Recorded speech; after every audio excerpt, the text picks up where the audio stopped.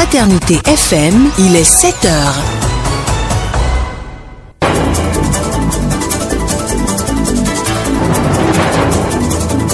Le bulletin sur Fraternité FM.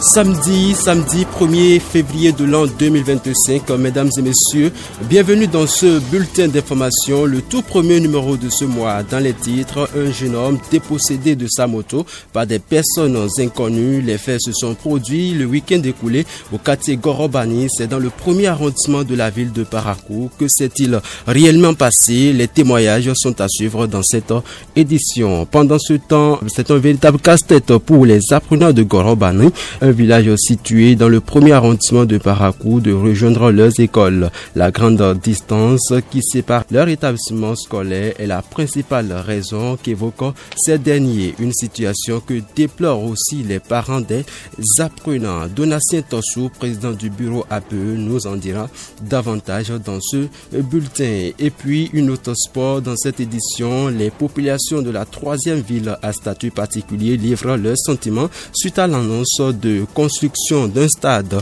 départemental de type omnisport à Parakou, annonce faite en conseil des ministres de ce mercredi 29 janvier 2025. Vous suivrez la réaction de quelques acteurs sportifs dans un instant. À suivre bien d'autres nouvelles, notamment la revue de presse hebdomadaire de Epiphan Chabi. Mesdames et messieurs, bonjour, voilà le sommaire. Le développement, c'est tout juste après cette virgule.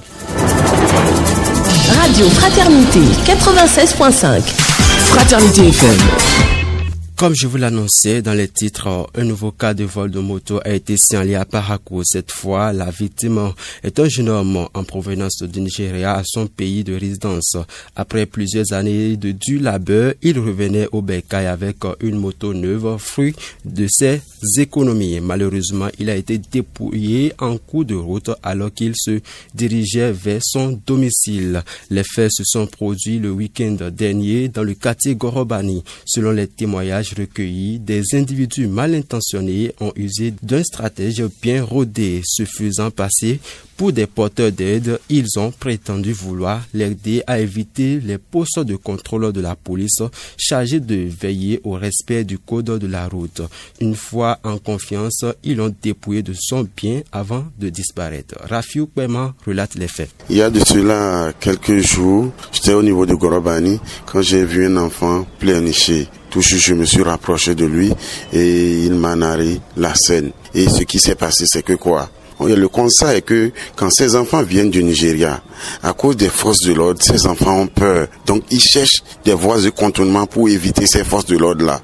Et ces hommes hors la loi sont obligés de les cibler et leur dire venez, donnez le guidon, je vais vous montrer où passer pour ne pas tomber dans les mailles de ces policiers. Quand ils prennent ces petits-là, ils sont devant, arriver quelque part, ils disent aux petits, assieds-toi, je vais aller prendre de l'essence, compléter de l'essence, revenir te prendre et je vais profiter contre eux, voici le policier n'est pas à côté. Allez, le petit assis, espérant que ce dernier va revenir, il ne le retourne pas, allez, c'est comme ça qu'ils font. Donc c'est ce qui s'était passé, vraiment ça a été regrettable. C'est au niveau de Gorobani, tout juste à la hauteur, après Tian.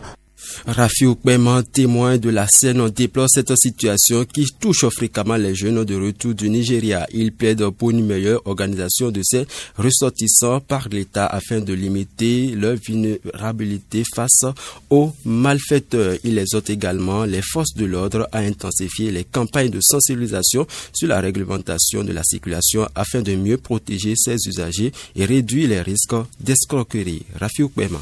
J'aimerais d'abord plaider et encore plaider. Mais je crois bien sûr que nous sommes dans un gouvernement qui veut formaliser toutes choses. Et si éventuellement le gouvernement veut formaliser aussi ce secteur-là, ça nous ferait beaucoup plaisir. Pourquoi? S'il a pu former le secteur des IM, il a pu aussi former le secteur des taximans, je crois que là, il peut aussi reformer.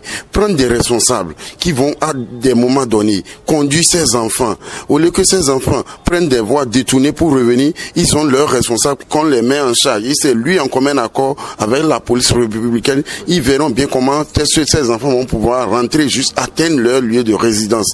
Comme ça, ça va réduire ces gens de désordre. Et aux forces de l'ordre, d'essayer de voir qu'est-ce qu'il faut faire. Et puis oui, on pleure, porter casque, nous ne refusons pas. Mais il y a autre façon. Quand on voit déjà ces enfants venir, on sait déjà que ceux-là viennent d'un voyage. Pour eux, on peut essayer d'aller à un moratoire. Si possible, les confiner à prendre nécessairement le casque aussitôt là. Donc on trouve autre moyen pour pouvoir les sensibiliser plus à porter le casque. Comme ça, ça va réduire ces risques-là. Difficile pour les élèves de Gomboko, un village situé dans le premier arrondissement de Parakou, de rejoindre leurs écoles. Principale raison, la grande distance qui les sépare de leurs établissements scolaires. Cette situation crée un obstacle à l'éducation de ces enfants selon quelques-uns rencontrés. Ces apprenants doivent parcourir de longues distances, souvent à pied, pour se rendre à l'école. Selon les témoignages, certains marchent entre 5 à 10 km chaque jour pour atteindre leurs établissements.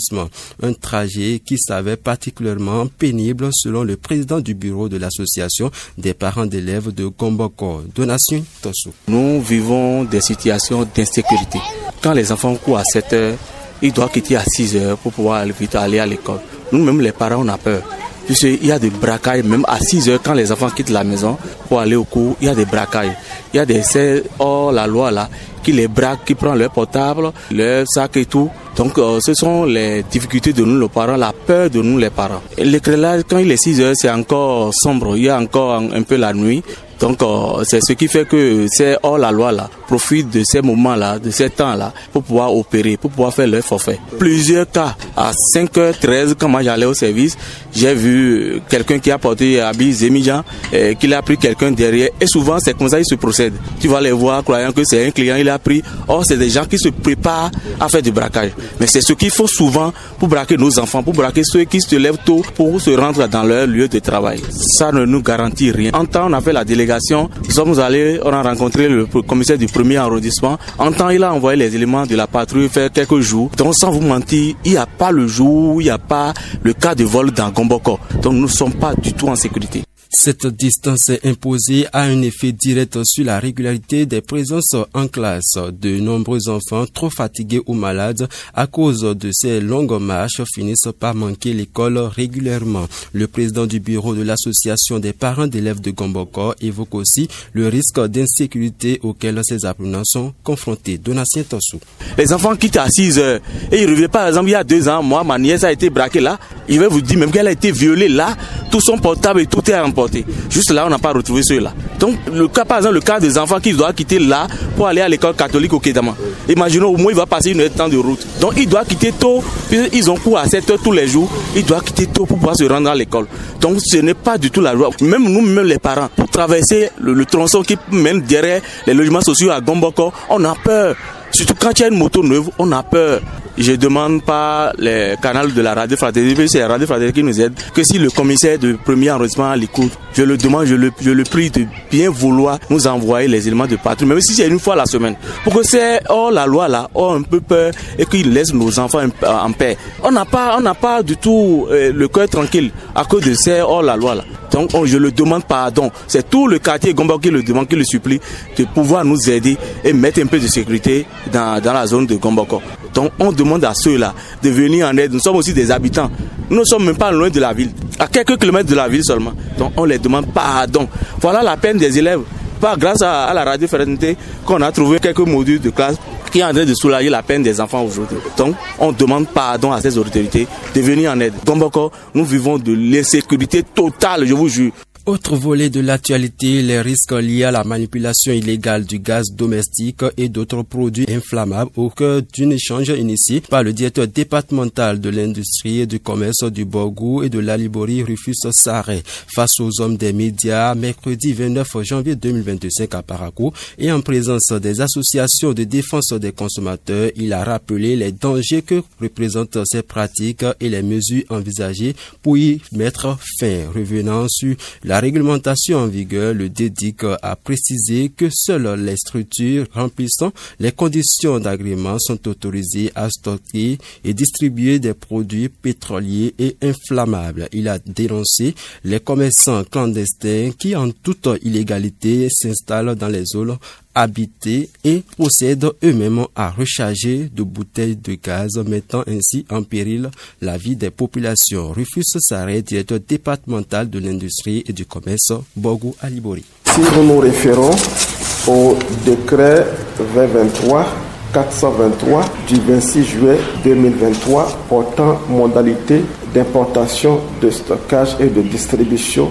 des produits pétroliers raffinés et de leurs dérivés en République du Bénin, en son article 14 et 15, qui dit « Aucune entreprise n'est autorisée à construire et à mettre en exploitation des infrastructures de stockage des produits pétroliers sans une autorisation préalable du ministère chargé des hydrocarbures. » Donc la distribution des produits pétroliers en République du Bénin est réglementée et seuls ceux qui remplissent les conditions et qui ont l'agrément sont autorisés à le faire. Nous constatons que des commerçants insouciants et indélicats se cachent dans des maisons pour se procurer, on ne sait comment, des fûts de gaz et qui, délibérément, contre les prescriptions en vigueur, rechargent les bouteilles de gaz et les usagers vont auprès d'eux pour s'en procurer.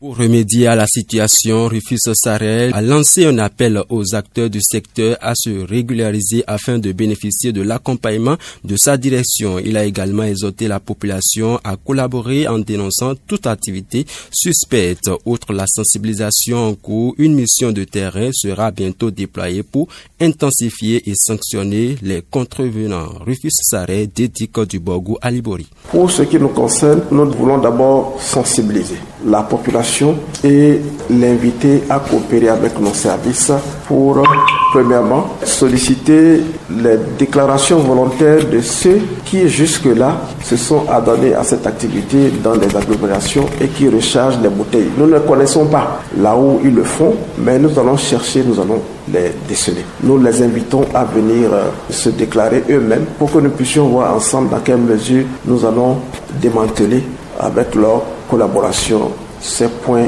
de recharge de gaz domestique ou de manipulation des produits dangereux comme la poudre de javel, le diluant, les peintures et autres produits inflammables dont le stockage ne répond à aucune norme environnementale et sécuritaire. Ensuite, nous allons demander aux populations de dénoncer ceux qui font ces pratiques-là dans les quartiers que nous ne connaissons pas.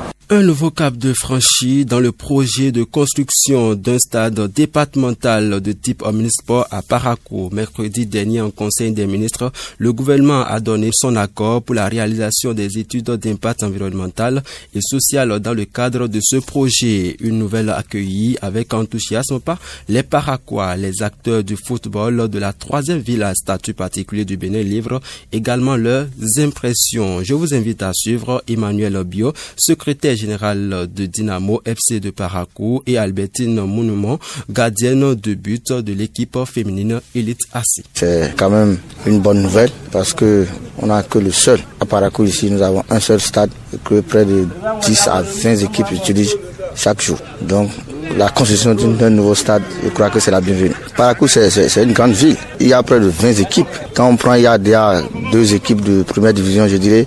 Il y a des équipes amateurs, il y a des équipes de Ligue 3, il y a les femmes, il y a tout, il y a les enfants, il y a les académies, tout ça là, et nous tous nous utilisons ça. C'est le seul terrain que nous utilisons à Parakou. Vous n'avez pas souvent le temps de pouvoir bien travailler. Si le gouvernement a vraiment eu l'idée de lancer la construction d'un nouveau stade à Parakou, je crois que c'est vraiment une très bonne idée parce que c'était vraiment nos souhaits, nos attentes. On attendait à avoir un nouveau stade parce que ce stade que nous avons, ce n'est plus un terrain confortable et nous n'avons plus de gazon comme ça sur ça. On se débrouille juste pour se défendre lors des jeux. Jusque le terrain n'est pas, c'est un seul terrain. Si nous avons par exemple 4 matchs dans la journée, nous devons respecter les heures. Selon les informations, le stade de Parakou sera érigé au quartier Béarou dans le 1er arrondissement. Un projet que, s'il se concrétise, permettra à la ville d'être dotée d'une infrastructure sportive digne de nom. C'est d'ailleurs pourquoi Emmanuel Bior et Albertine Mouimon souhaitent que l'acte soit joint à la parole. Nous rencontrons des difficultés. Il y a des trous, il n'y a plus de gazon et ça glisse. Surtout en tant que je suis gardienne au niveau des poteaux, il n'y a plus, c'est rien que des trous. Quand tu fais moins d'erreurs, tu vas glisser, tomber, ils vont dire que le gardien a mal fait. Or, c'est le terrain qui n'est plus en forme. J'aurais souhaité que ça vienne en pression, qu'ils prennent vraiment l'idée avec pression pour que ça puisse faire. Si nous avons un nouveau stade, nous avons des opportunités, il y a des équipes qui vont nous assister, qui vont venir jouer avec nous ici à Parakou. Il y a quand même un bon nombre d'années où on nous a annoncé la construction d'un nouveau stade. On a espéré, les gens sont venus faire les études, ils partent, ils ne reviennent plus. Mais bon, je crois quand même à ce gouvernement, je crois au président. Et c'est un homme de parole. Lorsqu'il dit, il fait. Je crois que moi, il est venu maintenant pour qu'on ait quand même ce terrain. Donc si on peut avoir un terrain de type international, je crois que ce serait une bonne chose. Effectivement qu'on ait le terrain. Ainsi prend fin ce bulletin d'information. Christian Avossetien aux manipulations techniques en direct Akilas Tako. Merci pour votre aimable attention. Mais retenez ceci, n'abandonnez jamais votre passion à cause de ce que les gens disent sur vous. Mais utilisez juste ces paroles comme source de motivation pour encore travailler plus fort. C'est mon conseil pour vous en ce début de mois de février. Bon week-end à chacun et à tous. C'était le bulletin sur Fraternité FM.